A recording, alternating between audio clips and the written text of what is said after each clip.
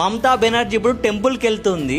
ఏదైతే మమతా బెనర్జీ స్టేజ్ పైన ఎక్కి నాకు ఓటేయకుండే హిందువులందరినీ చంపేస్తా అని ఇండైరెక్ట్ గా వార్నింగ్ ఇచ్చిన మమతా బెనర్జీ ఇప్పుడు మన హిందువుల దగ్గరికి వెళ్ళి చేతులు జోడించి మరి నాకు ఓటేయండి అని బతిమలాడుకుంటుంది. మమతా బెనర్జీ గారు ఇంకా మీ టీఎంసీ లీడర్స్ అందరికి ఒక స్టేట్ క్వశ్చన్ అడుగుతున్నాను.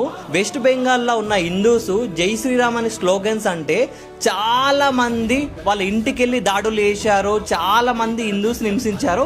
అప్పుడు మీకు హిందూస్ గుర్తుకు రాలేదా? ఇప్పుడు ఎలక్షన్ రాగానే ఓట్లు రాగానే ఇప్పుడు హిందూస్ దగ్గరికి వచ్చి ఓటేయండి అని అడుక్కుంటున్నారా?